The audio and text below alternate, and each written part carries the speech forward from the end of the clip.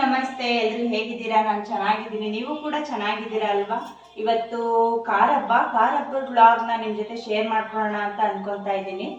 ನಮಗೆ ಕಾರ ಹಬ್ಬ ಅಂತ ಅನ್ಸಿದ್ರೆ ನಿಮಗೆಲ್ಲ ಫಸ್ಟ್ ನಾನು ಮೊದಲನೇದಾಗಿ ಹೇಳ್ತೀನಿ, ಕಾರ ಹಬ್ಬದ ಶುಭಾಶಯಗಳು. ಎಲ್ಲ ಹಬ್ಬಗಳಿಗೂ ನಾವು ಮೊಬೈಲ್ಗಳಲ್ಲಿ ಸ್ಟೇಟಸ್ ಹಾಕೊತೀವಿ, ಗೌರಿ ಹಬ್ಬದ ಶುಭಾಶಯಗಳು, ಗಣೇಶ ಹಬ್ಬದ ಶುಭಾಶಯ, ಯುಗಾದಿ ಹಬ್ಬದ ಶುಭಾಶಯ ಅಂತ. ನಾವೆಲ್ಲ ಇವಾಗ ಕಾರ ಹಬ್ಬದ ಶುಭಾಶಯ ಯಾಕೆ ಹೇಳಲ್ಲ, ಕಾರ ಹಬ್ಬದ ಮಹತ್ವ ಏನು ಅನ್ನೋದನ್ನ ನನ್ನ ವ್ಲಾಗಲ್ಲಿ ಮುಂದೆ ಹೇಳ್ತಾ ಹೋಗ್ತೀನಿ. ಬನ್ನಿ ಇವಾಗ ಹಬ್ಬದ ಕೆಲ್ಸಗಳನ್ನ ಶುರು ಮಾಡೋಣ.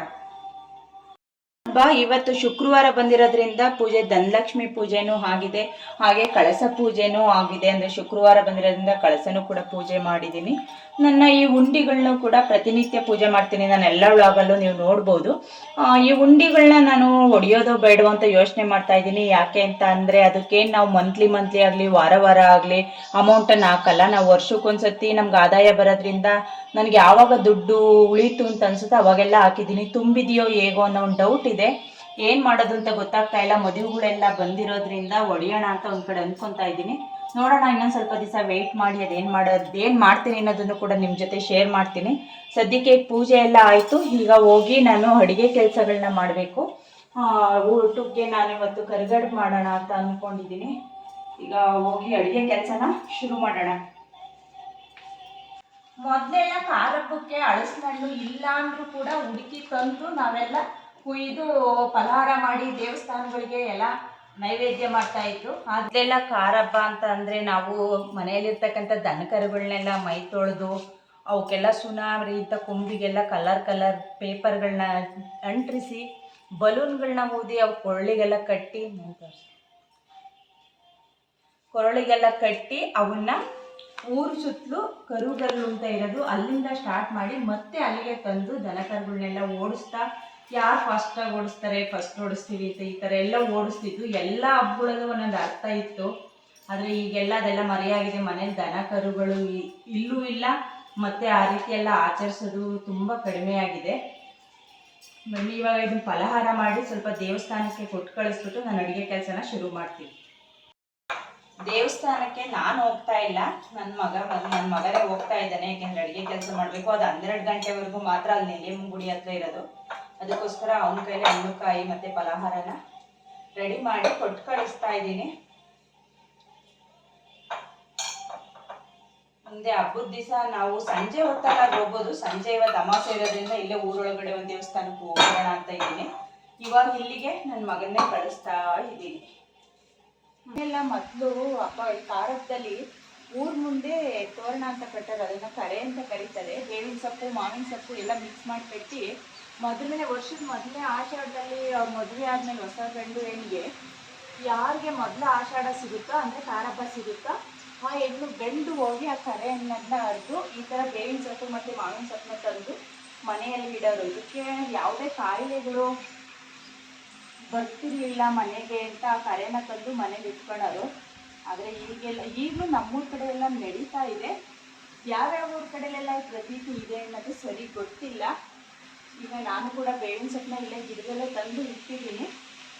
ಈಗ ಅಡುಗೆ ಮನೆಗೆ ಹೋಗಿ ಕೆಲಸ ಶುರು ಮಾಡ್ತೀನಿ. ಅಡುಗೆನ ಹಬ್ಬಕ್ಕೆ ನಾನು ಕರಿಗಡುಬು ಮಾಡೋಣ ಅಂತ ಹೇಳಿ ರೆಡಿ ಮಾಡ್ತಾ ಇದ್ದೀನಿ. ಕರಿಗಡುಬು ಅಂದರೆ ನಿಮಗೆಲ್ಲ ಗೊತ್ತೇ ಇದೆ ಅಂತ ಅನಿಸುತ್ತೆ. ನಾವು ಒಬ್ಬಟ್ಟಿನ ಹೂರ್ಣನ ಹಾಳೆ ಹರಿದು ಕರ್ಜಿಕಾಯಿ ಮಾಡ್ತೀವಲ್ಲ ಆ ರೀತಿ ಹಾಳೆನ ಹರಿದು ಅದರೊಳಗಡೆ ಹೂರ್ಣನ ಇಟ್ಟು ಎಣ್ಣೆಲಿ ತೇಲ್ಸಿರೋದನ್ನ ಕರಿಗಡುಬು ಅಂತ ಅಂತೀವಿ. ನನ್ನ ಮಗ ಕರಿಗಡುಬು ಮಾಡು ಅಂತ ಇದ್ದಾನೆ. ಅದಕ್ಕೋಸ್ಕರ ಇವಾಗ ಸಾಂಬಾರು ಕೂಡ ಆಗುತ್ತಲ್ಲ, ಒಬ್ಬಟ್ಟಿನ ಸಾಂಬಾರು, ಅದಕ್ಕೋಸ್ಕರ ಬೇಳೆ ಹಾಕೋಣ ಅಂತ ರೆಡಿ ಮಾಡ್ತಾ ಇದ್ದೀನಿ. ಮೊದಲೆಲ್ಲ ಈ ಹಬ್ಬಕ್ಕೆ ಕಿಚುಡಿನೇ ಮಾಡ್ತಾ ಇದ್ರು.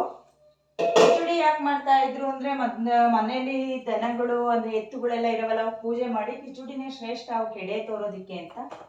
ಈಗೆಲ್ಲ ದನ ಕರುಗಳು ಇಲ್ವಲ್ಲ, ನಮ್ಗೆ ಯಾವ ಅಡುಗೆ ಬೇಕೋ ಅದನ್ನು ಮಾಡ್ಕೊಬೋದು. ಈ ಹಬ್ಬನ ನಾವು ಯಾಕೆ ಜೋರಾಗಿ ಎಲ್ಲ ಆಚರಿಸಲ್ಲ? ಈ ಹಬ್ಬ ಎಷ್ಟು ಮಹತ್ವ ಇದೆ ಗೊತ್ತಾ ಈ ಹಬ್ಬಕ್ಕೆ. ಕಾರ ಹಬ್ಬ ಗಾದೆನೇ ಇದೆ, ಯುಗಾದಿ ಉಕ್ಕೊಂಡೋತು ಕಾರ ಹಬ್ಬ ಕರ್ಕೊಂಬಂತು ಅಂತ. ಯುಗಾದಿ ಹಬ್ಬ ಅಂದರೆ ವರ್ಷದ ಕೊನೆ ಹಬ್ಬ. ಅದು ಹಬ್ಬಗಳನ್ನೆಲ್ಲ ಮುಗಿಸ್ಕೊಂಡು ಮುಗೀತಾ ಹೋಗುತ್ತೆ, ಮುಗೀತು ಈ ವರ್ಷ ಅಂತ. ಕಾರ ಹಬ್ಬ ಕರ್ಕೊಂಡು ಬರುತ್ತೆ ಅಂತ. ಇನ್ನೇನು ಕಾರ ಹಬ್ಬ ಆದಮೇಲೆ ಶ್ರಾವಣ ಅಂತ ಅಂದ್ರೇ ಎಲ್ಲ ಹಬ್ಬಗಳು ಶುರು. ಅದಕ್ಕೋಸ್ಕರ ಈ ಹಬ್ಬನ ನಾವು ಎಷ್ಟು ಚೆನ್ನಾಗಿ ಆಚರಿಸ್ಬೇಕಲ್ವಾ. ಬೇರೆ ಹಬ್ಬಗಳನ್ನೆಲ್ಲ ಕರ್ಕೊಂಬರ್ತಾ ಇದೆ. ಮತ್ತೆ ನಮಗೆ ಈ ವರ್ಷ ಸ್ಟಾರ್ಟ್ ಆದಂಗೆ ಲೆಕ್ಕ. ನಾವು ಬೇಸಿಗೆ ಎಲ್ಲ ಮುಗಿಸಿ ಮಳೆಗಾಲದಲ್ಲಿ ಹೊಸ ವರ್ಷನ ಶುರು ಮಾಡ್ದಂಗೆ ಅನ್ಸುತ್ತಲ್ಲ. ಅದರಿಂದ ಫುಲ್ ಖುಷಿಯಾಗಿ ಕರಿಬೇಕು. ಮತ್ತೆ ಈ ಹಬ್ಬದ ಮಹತ್ವ ಏನು ಅಂದ್ರೆ, ಮೊದಲೆಲ್ಲ ಈಗ ಈಗಿನ ಕಾಲದಲ್ಲೆಲ್ಲ ಹೆಣ್ಮಕ್ಳೆಲ್ಲ ಈ ಟೈಮ್ಗೆ ತವ್ರ ಮನೆಗೆ ಹೋಗ್ಬೇಕು ಅಂತ ಏನಿಲ್ಲ. ಮೊದಲು ಕಾಲದಲ್ಲೆಲ್ಲ ಇಂಥ ಟೈಮಲ್ಲೇ ನಾವು ತವ್ರ ಮನೆಗೆ ಹೋಗ್ಬೇಕು ಅಂತ ರೂಲ್ಸ್ ಇರೋದು.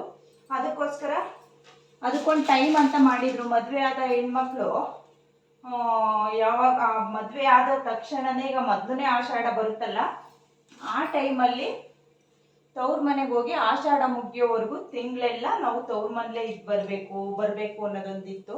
ಈಗಲೂ ಕೂಡ ಹೋಗೋ ಅಂತ ಹೆಣ್ಮಕ್ಳುಗಳೆಲ್ಲ ಹೋಗ್ತಾರೆ.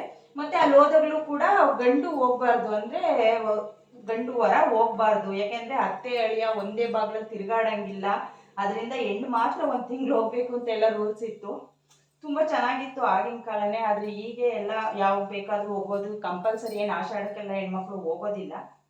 ಅದಕ್ಕೋಸ್ಕರ ಕಾರಬ್ಬ, ಮತ್ತೆ ಕಾರಬ್ಬಕ್ಕೆ ಸ್ಪೆಷಲ್ ಆಗಿ ಅಳಿಯನ್ನ ಹೊಸ ಅಳಿಯನ್ನ ಮನೆಗೆ ಕರೆದು ಉಡುಗೊರೆ ಕೊಡೋದು ಎಲ್ಲ ಇತ್ತು. ಈಗಲೂ ಕೂಡ ಅದಿದೆ ನಮ್ಮ ಕಡೆಯಲ್ಲಿ. ಎಷ್ಟು ಜನ ಇದನ್ನೆಲ್ಲ ನಡೆಸ್ತಾವ್ರೋ ಏನೋ ಗೊತ್ತಿಲ್ಲ. ಅದಕ್ಕೋಸ್ಕರ ಅಂತ ಕಾರಬ್ಬನೂ ಕೂಡ ತುಂಬ ಸ್ಪೆಷಲ್ ಆಗಿರ್ತಕ್ಕಂಥ ಹಬ್ಬ, ತುಂಬ ಡಿಫ್ರೆಂಟ್ ಆಗಿರ್ತಕ್ಕಂಥ ಹಬ್ಬ ಅಂತಲೂ ಹೇಳ್ಬೋದು. ನಾನೀಗ ಕರಿಗಡುಬು ಮಾಡೋಣ ಅಂತ ಮೈದಾ ಹಿಟ್ಟನ್ನ ಕಲಸಿಕ್ತಾ ಇದ್ದೀನಿ ಆಳೆ ಅರಿಯೋದಕ್ಕೆ. ಸೇಮ್ ಇದು ಕರ್ಜಿಕಾಯಿನ ಯಾವ ರೀತಿ ಮಾಡ್ತೀವೋ ಅದೇ ರೀತಿ ಉಪ್ಪು ಎಣ್ಣೆ ಎಲ್ಲ ಹಾಕಿ ಮೈದಾ ಹಿಟ್ಟನ್ನ ಸ್ವಲ್ಪ ಗಟ್ಟಿಗೆ ಪೂರಿ ಹದಕ್ಕೆ ಹಿಟ್ಟನ್ನು ಕಲಸಿಡೋಣ. 1 ಅವರ್ ಆದಮೇಲೆ ಅಷ್ಟೊತ್ತಿಗೆ ಹೂರ್ಣ ಕೂಡ ರೆಡಿ ಮಾಡಿಕೊಂಡ್ರೆ ಹಾಳೆ ಅರಿಬೋದು ಅಂತ. ಸಾಂಬಾರು ಕೂಡ ಆಗುತ್ತೆ. ಇವಾಗ ಬೇಗ ಕೆಲಸನ ಮಾಡೋಣ. ನೀವೆಲ್ಲ ಯಾವ್ಯಾವ ರೀತಿ ಕಾರಬ್ಬನ ಮಾಡಿದ್ರಿ ಅಂತ ಕಮೆಂಟ್ ಮಾಡಿ. ವಿಡಿಯೋನ ಎಲ್ಲೂ ಸ್ಕಿಪ್ ಮಾಡ್ದಲೆ ಪೂರ್ತಿ ವಿಡಿಯೋನ ನೋಡಿ. ವಿಡಿಯೋ ಇಷ್ಟವಾದರೆ ಒಂದು ಲೈಕ್ ಮಾಡಿ, ಹಾಗೆ ನಿಮ್ಮ ಸ್ನೇಹಿತರಿಗೆ ವಿಡಿಯೋನ ಶೇರ್ ಮಾಡಿ. ಮತ್ತೊಮ್ಮೆ ನಿಮಗೆಲ್ಲ ಕಾರ ಹಬ್ಬದ ಶುಭಾಶಯಗಳು. ನೋಡಿ ಮರಳ್ತಾ ಇದೆ. ಬೇಳೆನ ಹಾಕೋಣ ಇವಾಗ. ನಾನು ಕಡಿಮೆನೇ ಮಾಡ್ತಾ ಇದ್ದೀನಿ. ಇವಾಗೆಲ್ಲ ಸ್ವೀಟ್ ಯಾರು ಅಷ್ಟು ತಿನ್ನೋದಿಲ್ಲ. ಒಂದು ಪಾವು ಸ್ವಲ್ಪ ಹಾಕಿದ್ದೀನಿ ಬೇಳೆ. ಸಾಂಬಾರಿಗೋಸ್ಕರ ಮಾಡ್ತಾ ಇರೋದು. ಒಬ್ಬಟ್ಟಿನ ಸಾಂಬಾರು ಅಂದರೆ ತುಂಬ ಇಷ್ಟ. 2 ದಿನ ಆದರೂ ನಾವು ಸಾಂಬಾರನ್ನ ತಿಂತೀವಿ. ಕಾಸಿಟ್ಟು ಅದಕ್ಕೆ ಲಾಸ್ಟ್ ದಿನ ಮುದ್ದೆ ಮಾಡೋದ್ರಂತೂ ತುಂಬ ಚೆನ್ನಾಗಿರುತ್ತೆ ಒಬ್ಬಟ್ಟಿನ ಸಾಂಬಾರು.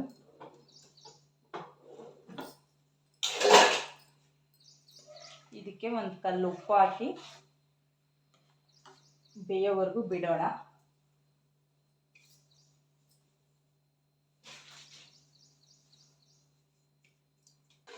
ಬೇಳೆನ ಬಸಿತಾ ಇದ್ದೀನಿ ಇವಾಗ.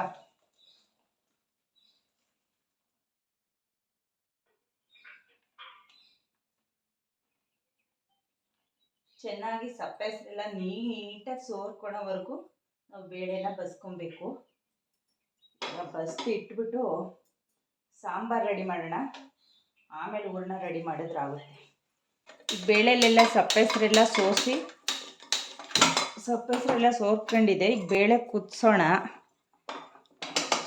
ಒಬ್ಬೊಬ್ಬರು ಬೆಲ್ಲದ ಪಾಕನ ಸಪ್ರೇಟಾಗಿಟ್ಟು ಆಮೇಲೆ ಬೇಳೆ ಮತ್ತು ಕಾಯಿನ ಹಾಕ್ತಾರೆ. ಫಸ್ಟು ನಾವು ಬೆಲ್ಲನ ಹಾಗೆ ಚೆನ್ನಾಗಿದೆ ಬೆಲ್ಲ, ಅದಕ್ಕೋಸ್ಕರ ಏನು ಸಪ್ರೇಟ್ ಏನು ಕುದಿಸಲ್ಲ. ಬೇಳೆ ಮತ್ತು ಬೆಲ್ಲ ಕಾಯಿ ಎಲ್ಲ ಹಾಕಿ ಕುದಿಸೋಣ ಚೆನ್ನಾಗಿ. ಒಬ್ಬೊಬ್ರು ಬೆಲ್ಲ ಚೆನ್ನಾಗಿಲ್ಲ ಅಂತ ಅನ್ಸಿದ್ರೆ ಅದ್ರಾಗ ಏನಾದರೂ ಕಲ್ಲು ಏನಾದರೂ ಇದೆ ಮಳ್ಳು ಅಂತ ಅನ್ಸಿದ್ರೆ ಬೇರೆ ಪಾಕನ ತೆಗೆದು ಹಾಕ್ತಾರೆ. ಬೆಲ್ಲ ಚೆನ್ನಾಗಿದ್ದರೆ ಈ ರೀತಿನೇ ಕುದಿಸ್ಕೊಬೋದು. ಅಂದರೆ ಚೆನ್ನಾಗಿ ನೀರೆಲ್ಲ ಹಿಂಗೋವರೆಗೂ ನಾವು ನೀಟಾಗಿ ಟೈಮ್ ತಗೊಂಡು ಕುದಿಸ್ಕೊಬೇಕಷ್ಟೆ. ಈಗ ಬೇಳೆ ಕುದಿಯೋದ್ರೊಳಗಡೆ ನಾವು ಸಾಂಬಾರಿಗೆ ಖಾರಕ್ಕೆ ಮಸಾಲೆ ರೆಡಿ ಮಾಡ್ಕೊಂಬಿಡೋಣ. ಒಬ್ಬಟ್ಟಿನ ಸಾಂಬಾರಿಗೆ ಒಂದು 3 ರಿಂದ 4 ಸ್ಪೂನ್ ಎಣ್ಣೆ ಬಿಟ್ಟು ಈರುಳ್ಳಿ, ಬೆಳ್ಳುಳ್ಳಿ, ಕರಿಬೇವಿನ ಸೊಪ್ಪು, ಜೀರಿಗೆನೆಲ್ಲ ಫ್ರೈ ಮಾಡಿ ಹಾಕ್ಕೊಂಡ್ರೆ ಒಬ್ಬಟ್ಟಿನ ಸಾರು ತುಂಬ ಟೇಸ್ಟಾಗಿರುತ್ತೆ.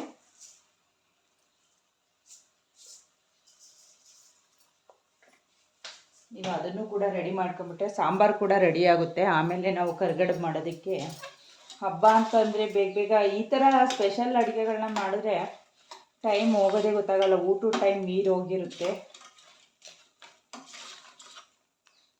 ಈಗೆಲ್ಲ ಹಬ್ಬಗಳು ಏನು ಸ್ಪೆಷಲ್ ನಾವು ಹಬ್ಬಗಳ ರೀತಿ ಮಾಡ್ಕೊಳ್ಳಿಲ್ಲ ಅಂತಂದರೆ ಹಬ್ಬ ಅಂತ ಅನ್ಸೋದೇ ಇಲ್ಲ. ಯಾಕೆಂದರೆ ದಿನಾನೂ ಕೂಡ ನಮ್ಗೆ ಯಾವಾಗ ಬೇಕೋ ಅವಾಗ ಸ್ಪೆಷಲ್ ಅಡುಗೆಗಳನ್ನ ಮಾಡ್ಕೊಳೋದ್ರಿಂದ ಹಬ್ಬಗಳಲ್ಲೇ ತಿನ್ನಬೇಕು ಅನ್ನೋದೇನಿರಲ್ಲ.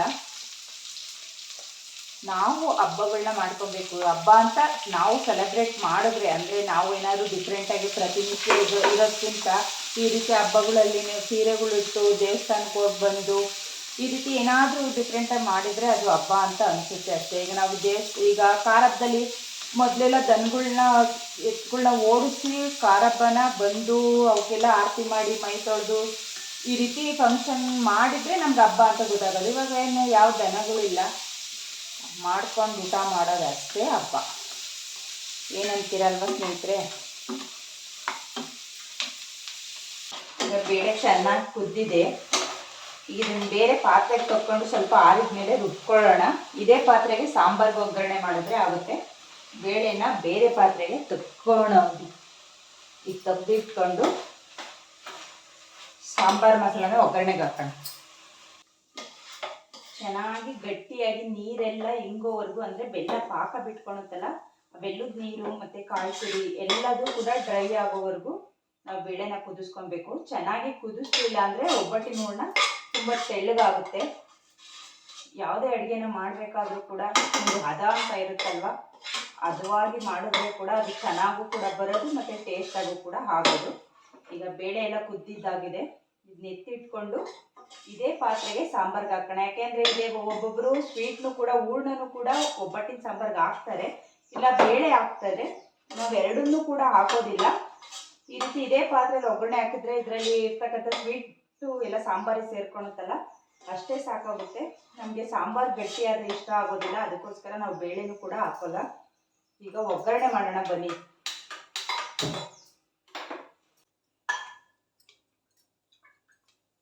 ಸಾಂಬಾರು ಒಗ್ಗರಣೆಗೂ ಕೂಡ 2 ಸ್ಪೂನ್ ಎಣ್ಣೆ, ಹಾಗೆ ಒಂದು ಅರ್ಧ ಸ್ಪೂನ್ ಸಾಸಿವೆ, ಒಂದು ಅರ್ಧ ಸ್ಪೂನ್ ಜೀರಿಗೆ, ಮತ್ತು ಒಂದು ಗೆಡ್ಡೆ ಬೆಳ್ಳುಳ್ಳಿ ಮತ್ತು 2 ಬೇಡಿಗೆ ಮೆಣಸಿನಕಾಯಿ, ಹಾಗೆ ಕರಿಬೇವಿನ ಸೊಪ್ಪು. ಇಷ್ಟನ್ನ ಹಾಕಿ ನಾವು ಒಗ್ಗರಣೆ ಮಾಡ್ಕೊಳ್ಳೋಣ.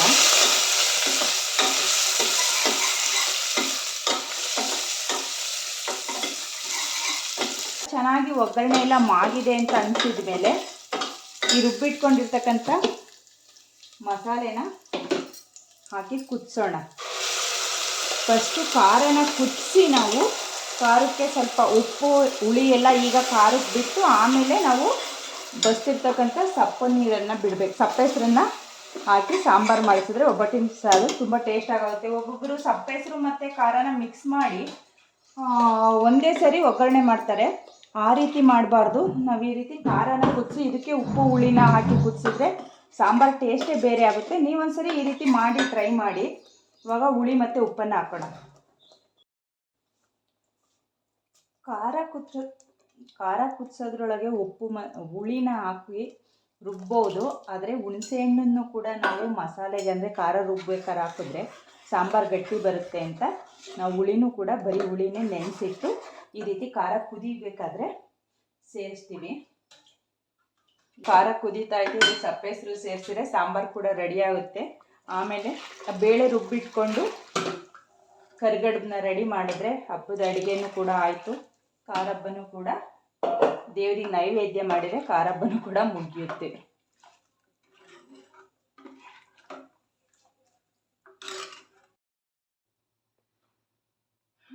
ಇವಾಗ ಸಾಂಬಾರು ಕೂಡ ಆಯಿತು. ಈಗ ಕರಿಗಡುಬನ್ನ ಅರ್ದಿಟ್ಕೊಂಡ್ಬಿಡೋಣ. ಫಸ್ಟು ಎಲ್ಲ ಹೂರ್ಣ ತುಂಬಿಟ್ಕೊಂಡ್ರೆ ಎಣ್ಣೆ ಬಾಣಲೆ ಇಟ್ಟು ತೇಲಿಸ್ಬೋದು. ಹೂರ್ಣ ಕೂಡ ರುಬ್ಬಿಟ್ಕೊಂಡಿದ್ದೀನಿ. ಇವಾಗ ಹಾಳೆ ಹರಿಯೋಣ ಕರಿಗಡುಬು ಮಾಡೋದಕ್ಕೆ ಅಂತ ಕೂತಿದ್ದೀನಿ. ಇದು ಕರಿಗಡುಬು ಒಂದಾದರೆ ಹಬ್ಬದ ಅಡುಗೆ ಆದಂಗೆ. ಬನ್ನಿ ಬೇಗ ಅರೆದ್ಬಿಟ್ಟು ಕರಿಗಡುಬು ತೇಲಿಸೋಣ. ನೋಡಿ, ಇವಾಗ ಹಾಳೆ ಅರ್ದಿದ್ದಾಗಿದೆ.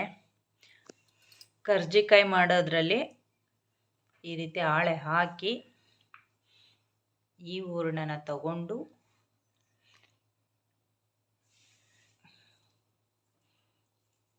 ಒಂದು ಸೈಡ್ಗೆ ಇಡು, ಸೆಂಟ್ರಿಗೆ ಇಡಬೇಡ, ಸ್ವಲ್ಪ ಇಡು, ತುಂಬ ಇಡಬೇಡ, ಇಡು ಇಡು, ಇನ್ನೊಂದು ಸ್ವಲ್ಪ ಇಡು. ಇದೇನು ಕರ್ಜಿಕಾಯಿ ಥರ ಏನು ಒಡ್ಕೊಳಲ್ಲ, ಹೇಳು, ಸಮ ಮಾಡು. ಈಗ ಮಡಚು, ಸಾಕು, ಮಾಡು ಮಡಚು ಮಡಚು. ಹಾಗೆ ಮಡಚ್ಕೊಂಬೋದೇನೋ. ಒಡ್ಕೊಂತವೆ ಅಂತ ಅನಿಸಿದ್ರೆ ಈ ರೀತಿ ಕಂಠಕ್ಕೆ ಹಾಲು ಹಚ್ಚಬೇಕು, ಇಲ್ಲ ಕಾಯಿ ಹಾಲು ಅಥವಾ ಕಾಯಿ ರಸ ಅಥವಾ ಹಾಲನ್ನ ಈ ರೀತಿ ಸರಿದ್ರೆ ಬಾಯಿ ಬಿಡ್ಕೊಳೋದಿಲ್ಲ. ಮದ್ದಿಗೆಲ್ಲ ಬೇಡ, ಬಾಡ್ರಿಗೆ ಮಾತ್ರ. ಈಗ ಮಡಚು.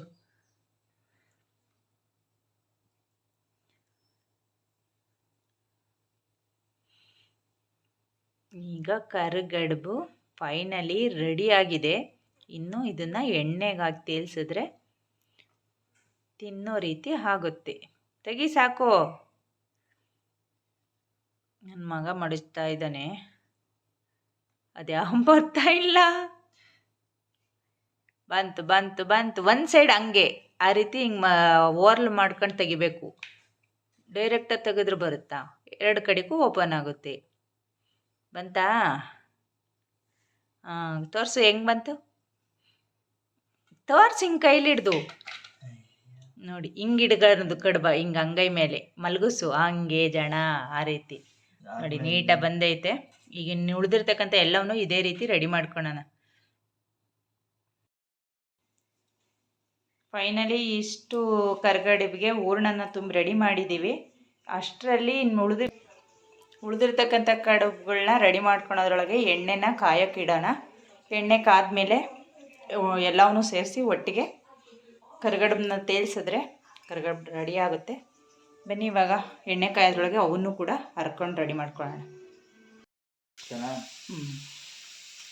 ಫೈನಲಿ ಕರಿಗಡುಬು ರೆಡಿ ಆಯಿತು ನೋಡಿ. ಈ ಥರದ ಕೆಲ್ಸಗಳನ್ನೆಲ್ಲ ಒಬ್ಬೊಬ್ಬರೇ ಮಾಡ್ತೀವಿ ಅಂತ ಹೋದರೆ ಟೈಮ್ ಆಗುತ್ತೆ.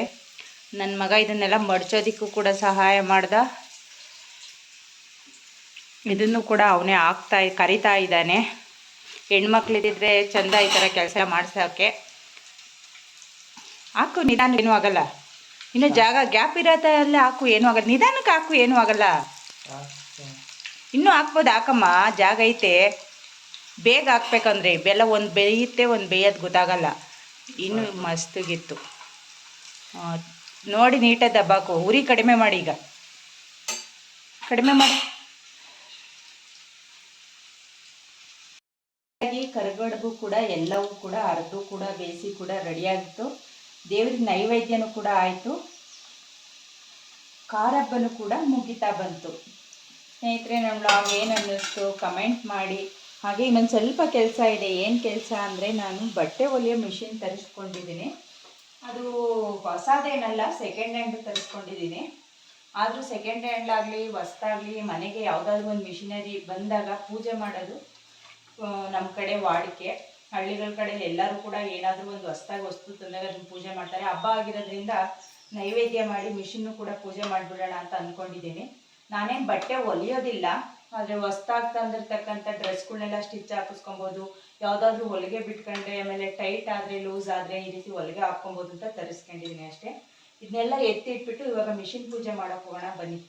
ನಾನು ಯೂಟ್ಯೂಬ್ ಸ್ಟಾರ್ಟ್ ಮಾಡೋದಕ್ಕೂ ಮುಂಚೆನೇ ನನಗೆ ತುಂಬ ಇಂಟ್ರೆಸ್ಟ್ ಇತ್ತು ಬಟ್ಟೆ ಹೊಲಿಯೋದನ್ನು ಕಲಿಬೇಕು ಅಂತ. ನಾನು ಇಲ್ಲಿ ಒಂದೇ ಸಮನೆ ಟೌನ್ಗೆ ಹೋಗಿ ಬಟ್ಟೆ ಹೊಲಿಯೋದನ್ನು ಕಲಿಯೋದು ತುಂಬ ಕಷ್ಟ ಆಯಿತು. ಹಾಗಂತ ಸುಮ್ಮನೇನಿರಲಿಲ್ಲ, ಒಂದೆರಡು ಬಾರಿ ಹೋಗಿದ್ದೆ ಕಲಿಯೋದಕ್ಕೂ ಕೂಡ. ಆದರೆ ಕಂಟಿನ್ಯೂಯಸ್ ಆಗಿ ಹೋಗಿ ಕಲಿಯೋಕ್ಕಾಗಲಿಲ್ಲ ಅಷ್ಟೇ. ಅಷ್ಟರಲ್ಲಿ ನಾನು ಯೂಟ್ಯೂಬ್ ಕೂಡ ಸ್ಟಾರ್ಟ್ ಮಾಡಿದೆ. ಫ್ರೀನೂ ಕೂಡ ಇಲ್ದಂಗಾಯಿತು, ಸುಮ್ಮನಾಗಿದ್ದೆ. ಆದರೆ ಒಂದು ಸೆಕೆಂಡ್ ಹ್ಯಾಂಡ್ ಮಿಷನ್ ಸಿಕ್ತು. ಆದರೆ ಕನಸಂತೂ ಇತ್ತು, ಒಂದು ಮಿಷಿನ್ ತೊಗೊಳ್ಳೇಬೇಕು ಅಂತ. ಯಾಕೆಂದರೆ ನಾವು ಹೊಸ ಬಟ್ಟೆಗಳನ್ನೆಲ್ಲ ತಂದಾಗ ಸ್ಟಿಚ್ಚಿಂಗಿಗೆ ಅಂತ ಅದಕ್ಕೆ ನಾವು ಟೌನ್ಗೆಲ್ಲ ಹೋಗಿ ಕೊಡಬೇಕಿತ್ತು. ನಾವೇ ಹಾಕ್ಕೊಬೋದಲ್ಲ ಅಂತ ಒಂದು ಕನಸಿದ್ದೇ ಇತ್ತು. ಅದಕ್ಕೋಸ್ಕರ ಯಾವುದೋ ಚೆನ್ನಾಗಿರೋ ಮಿಷಿನ್ ಸಿಕ್ತು. ಇವತ್ತು ಹಬ್ಬ ಇತ್ತಲ್ಲ, ಇವತ್ತೇ ತಂದು ಪೂಜೆನೂ ಕೂಡ ಮಾಡ್ತಾಯಿದ್ದೀವಿ. ಅಮಾವಾಸ್ಯೆ ದಿವಸ ಲಕ್ಷ್ಮಿ ಬಂದಂಗೆ ನಮ್ಮ ಮನೆಗೆ ಬಂದಿದೆ. ನೋಡೋಣ ಮುಂದೆ ನಾನು ಬಟ್ಟೆ ಹೊಲಿಯೋದನ್ನು ಕಲಿತೀನಾ ಇಲ್ಲ ಸುಮ್ಮನೆ ಹೊಲಿಗೆಗಳನ್ನ ಹಾಕ್ಕೊತೀನ ಅಂತ ನನಗೆ ಗೊತ್ತಿಲ್ಲ. ಇಂಟ್ರೆಸ್ಟ್ ಬಂದರೆ ಕಲಿಬೋದೇನೋ, ಆದರೆ ಟೈಮ್ ಸಿಗಬೇಕಷ್ಟೇ. ಇನ್ನೇನು ಅಡಿಕೆ ಕುಯ್ಲು ಬೇರೆ ಸ್ಟಾರ್ಟ್ ಆಯಿತು. ಈ ವಿಡಿಯೋಗಳನ್ನೆಲ್ಲ ಮಾಡೋ ಬ್ಯುಸಿಲೂ ಕೂಡ ಇರ್ತೀನಿ. ಹೇಗಾಗುತ್ತೆ ಅಂತ ನಾನು ವ್ಲಾಗಲ್ಲಿ ನಿಮ್ಮ ಜೊತೆ ಶೇರ್ ಮಾಡ್ತೀನಿ. ಸದ್ಯಕ್ಕೆ ಇಷ್ಟೊತ್ತಿಗೆ ನಾನು ಈ ಹಬ್ಬನ ಮುಗಿಸೋದ್ರೊಳಗಡೆ 3 ಗಂಟೆ ಆಯಿತು. ನನ್ನ ವ್ಲಾಗ್ನ ನಾನು ಇಲ್ಲಿಗೆ ಮುಗಿಸ್ತಾ ಇದ್ದೀನಿ. ಮತ್ತೊಂದು ವ್ಲಾಗಲ್ಲಿ ನಾಳೆ ಸಿಗ್ತೀನಿ. ಟೇಕ್ ಕೇರ್, ಬಾಯ್. ಸದಾ ನಗ್ತಾ ಇರಿ, ನಗಿಸ್ತಾ ಇರಿ, ಸಣ್ಣ ಸಣ್ಣ ಖುಷಿಗಳನ್ನು ಎಂಜಾಯ್ ಮಾಡಿ, ಹಾಗೆ ಲೈಫ್ನ ಬಂದಂಗೆ ಅಕ್ಸೆಪ್ಟ್ ಮಾಡೋದನ್ನು ಕಲೀರಿ. ನಾನು ಕೂಡ ಕಲಿತೀನಿ ಅಂತ ಹೇಳ್ತಾ ಟೇಕ್ ಕೇರ್, ಬಾಯ್.